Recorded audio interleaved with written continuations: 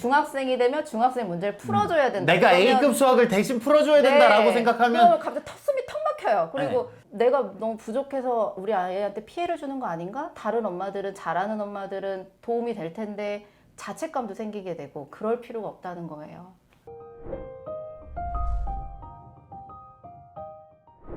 안녕하세요. 대치동 캐슬입니다. 오늘은요, 여러분들이 집에서 실제로 수학을 공부를 시키시는데 도움이 될 것 같은 분을 모셨습니다. 안녕하세요. 간단히 자기소개 부탁드릴까요? 네, 안녕하세요. 저는 14년차 수학교사이자 초등학교 쌍둥이 남매 엄마인 김미연입니다. 쌍둥이에요? 네. 이게 이분이 되게 적합할 거라고 생각을 하는 게 실제로 고등학생을 가르치고 있는 수학 선생님이면서 집에서 교육 직접 하시죠? 직접은 아니지만 잘 알고 있다! 그런 분의 이야기를 들어보면 좋을 것 같아서요. 그러면 실제로 수학을 가르치시면서 아이들의 교육도 하고 있다 네. 라고 볼 수 있겠네요. 네. 직접 가르치는 건 어려우시죠? 네, 어려워요. 뭐가 어려워요? 싸울까봐? 우선은 세상에서 가장 안 되는 게 자식이다.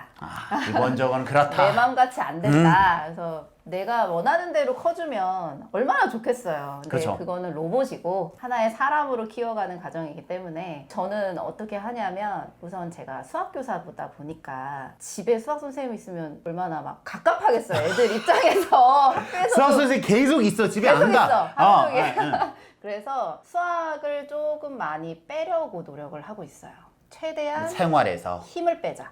그러니까 엄마가 수학을 가르치려고 하는 느낌을 주는 게 아니라 그냥 자연스럽게 예를 들어서 피자를 먹으면 나온다. 피자를 네, 먹으면 피자를 뭐 전체가 먹으면. 360도니까 세 조각 먹으면 이게 한 조각이 몇 분의 1이란 분수가 있어. 거기까지만. 네, 딱 거기까지. 더 안 해요. 그렇게 하고 그다음에 저는 유아기 때는 어렸을 때는 보드게임을 많이 했어요. 가족끼리. 수학 보드게임이 너무 잘 돼 있어가지고 재미있게 가족들이랑 놀면서 수개념을 익혔고 그다음에 이제 초등학교부터는 학습지를 그냥 한두 장 꾸준히 시키는 걸로 지금 기조를 나가고 있거든요. 책을 봤어요. 이게 엄마의 수학책이라는 네. 책이에요. 네. 제가 실은 읽어보고 마음에 들어서 한번 같이 하면 좋겠습니다라고 말씀을 어떤 부분이 드렸는데 마음에 들었는지 되게 저는 궁금하거든요. 개인적으로 제일 마음에 들었던 건 앞부분이었어요. 그게 앞부분이 뭐냐면 이게 우리 어머니가 수학에 대한 두려움이 있는 분이 있잖아요. 아, 맞아요. 있는 분이 있고 없는 분이 있습니다. 뭐 문과 이과로 나누지 않아도 그냥 내가 수원에 대한 막연한 두려움이 있는데 그 두려움을 갖고 있는 학부모님이 자녀에게 수학 공부를 하라고 하는 말이 생각보다 잘 전달이 안 돼요. 맞아요. 왜냐면 아이도 알거든요. 우리 어머니가 수학에 대한 두려움이 있다는 걸. 애들은 되게 귀신같이 알아요. 알죠. 그 느낌. 그냥 알고 푸는 건지 답지를 참고해서 푸는 건지 모르는데 말을 했는지를 네. 이게 초등학생 이상 되면 무조건 알거든요. 그래서 이 책의 기조가 뭐냐면 그렇게 두려워하고 있는 학생들을 위해서 엄마도 두렵겠지만 그렇게 엄마가 노력하는 만큼 아이도 따라올 수 있다라는 그 기조가 저는 되게 좋았어요. 그 책에서 가장 하고 싶었던 말씀이 뭐셨어요? 엄마들이 아이들의 수학 공부에 대해서 고민을 굉장히 많이 하세요. 많이 하죠. 생각보다 많이 하시고 집 아이는 이만큼 하는데 우리 아이는 안 하는 거 아니야. 혹은 아이가 수학 점수를 잘 못 맞고 오면 그렇게 마음이 속상하잖아요. 막 엄마 나 다 틀려서 왔어 이렇게 하면 속상하고 어떻게 해야 되나. 그래서 제가 봤을 때는 아이가 처음에 수학이라는 걸 접할 때가 언제인지를 좀 생각해 봤거든요. 근데 엄마를 통해서 다루고요. 대부분의 경우는 부모님을 통해서 수학을 접하게 되는데 엄마나 부모님의 눈으로 접할 때 부모님이 수학을 어떻게 바라보는지에 대한 관점에서 저는 주목을 했어요.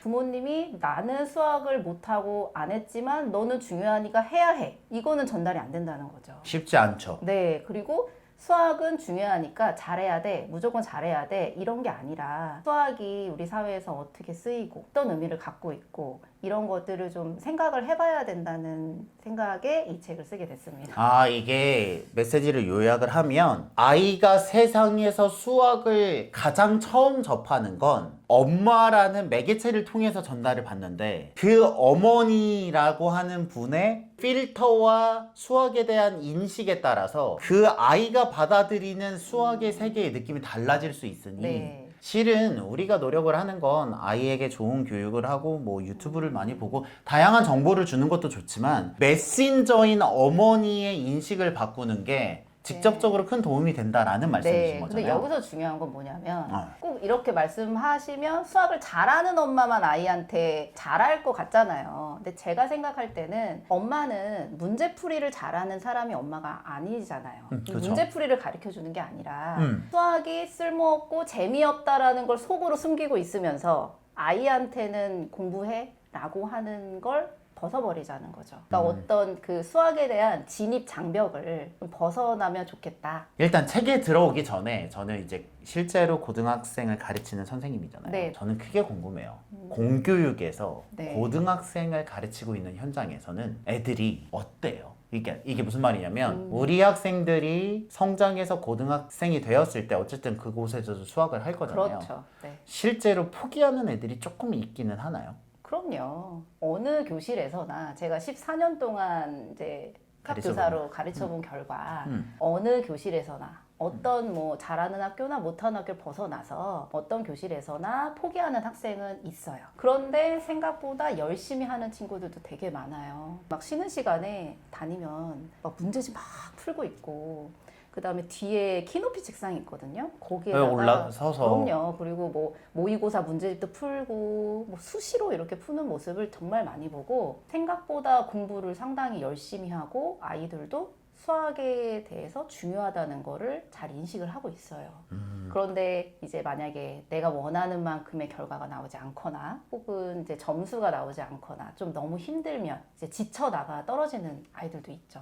그렇죠. 그거는 어쩔 수 없어요. 왜냐하면 학생의 입장에서 해도 안 되는 거예요. 맞아요. 그러니까 네. 학생의 입장에서 이게 해서 될 것 같으면 하죠. 했는데 안 될 것 같으면 못 하잖아요. 네, 그리고 아무래도 학교는 평가를 하게 되잖아요. 그렇죠. 중간고사, 점수로 다 따오죠. 점수로 맞아요. 나눌 수밖에 없어요. 이게 등급이 있으니까. 그러다 보면 쉬운 것만 시험에 낼 수도 없고 어려운 것만 낼 수도 없고 적당히 수준에서 문제를 내는데 거기에서 내가 생각했을 때는 그래도 수업 시간에 쉽게 문제를 풀었던 것 같은데 막상 시험을 보면 막 틀리잖아요. 거기서 오는 괴리감으로 좀 괴로워하는 친구들도 봤고요. 저는 그래서 엄마의 역할이 필요하다고 생각해요. 여기서. 네. 어떤 아이들은 역할이요? 지금 당장 눈앞에 시험이 있어요. 시험밖에 안 시험이 보이죠. 있고 막 이렇게 할 수밖에 없는 거예요. 이걸 벗어나기가 어렵죠. 어렵죠. 근데 엄마는 오히려 거기에서 벗어나 있다고 생각을 해요. 그러니까 엄마는 지금 시험 문제를 풀 필요가 없어요. 엄마는 그죠? 네, 노동적으로는 그죠? 부모님은 지금 이미 수학에서 벗어나 있고 내가 이거를 중학교 문제집을 풀어서 나를 평가할 사람이 없어요. 그렇죠. 그렇다는 건 오히려 수학에서 벗어나서 이 나무에서 문제를 풀고 있는 아이들을 벗어나서 어른의 입장에서 전체적으로 볼 수 있는 눈이 생길 기회가 생긴 거죠. 이제야 내가 원하는 수학의 한 부분만 빠져도 좋다. 너가 지금 엄마도 그 전에 그렇게 열심히 했는데 졸업하고 나니까 수학이 필요하기도 하지만 쓰이지 않아도 잘 살더라. 그런데 지금은 진로와 이런 것 때문에 필요하지만 뭐 이게 너가 이렇게 뭐 아주 고생을 하는 건 맞지만 그렇지 않아도 잘 사는데 엄마가 봤을 때는 지금 수학의 그 부분을 보니까 생각보다 재미있고 이제 벗어나서 보니까 이 부분이 뭐 생활의 쓰임이나 이런 게 다시 보이고 뭐 그런 부분이 보여. 그래서 그런 거를 한두 마디 메시지를 주는 거.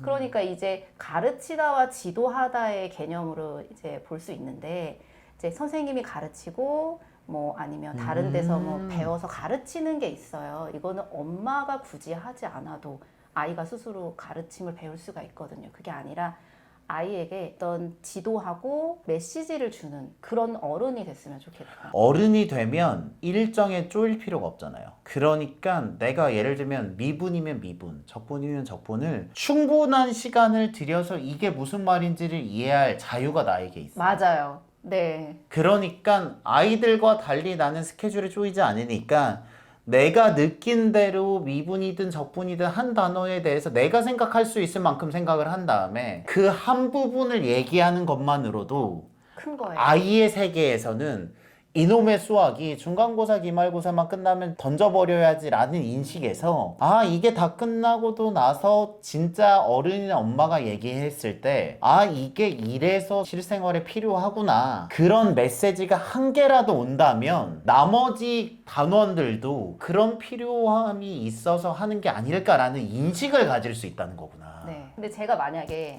수학 선생님이라고 해서 아이한테 미분하는 풀이 방법을 알려줘요. 이거는 한다고 해서 학생들이 느끼는 인식이 바뀌는 건 아니라는 네, 거죠. 그래서 엄마가 수학을 꼭 잘 가르칠 필요는 없다. 가르침이나 깨달음은 이제 스스로 와야 되는 거잖아요. 이제 수학 하다 보면 가르친다고 해서 그게 내 공부가 되는 게 아니니까.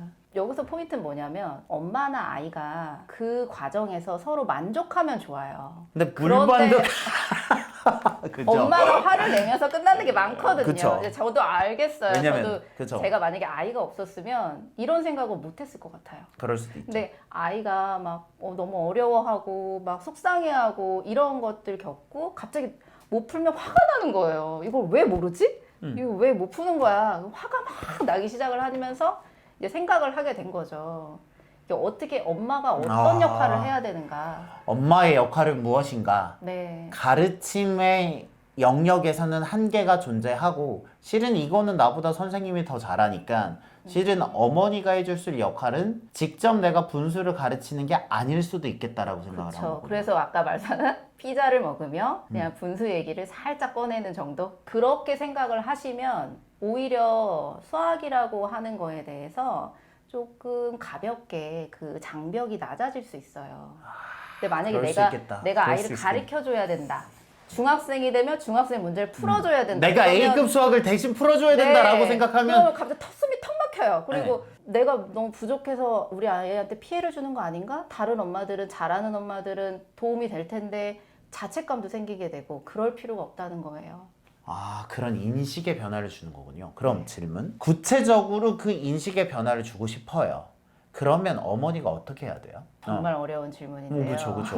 첫 번째는 수학으로 잔소리하지 마라. 그리고 아이가 아이의 가능성을 알아봐주고 기다려주자. 정말 그래. 어려워요.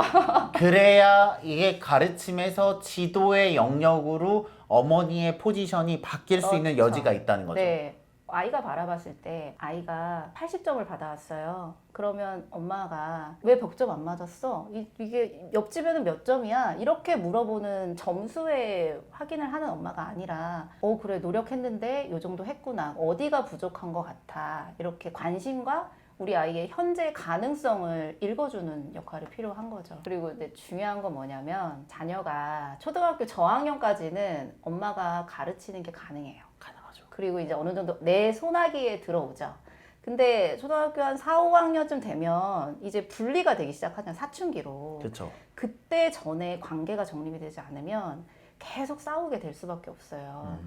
네, 그때는 엄마가 아무리 좋은 걸 해줘도 귀가 안 들리는 안 들려. 거예요. 이미 엄마에 대한 상이 정해져 있기 때문에 그렇죠. 네. 아이에게 수학에 대한 진정한 흥미를 전달해주고 싶으면 내가 관리자로서의 포지션에서 벗어나는 그 관계 정립이 더 중요하네요. 그래서 관계 정립을 해요. 네. 그런 다음에는요? 네, 그런 다음엔 초등학교 고학년 이후 중학교 가면서부터는 수학이 많이 어려워져요. 난이도도 높아지고 네. 아이가 힘들어하죠.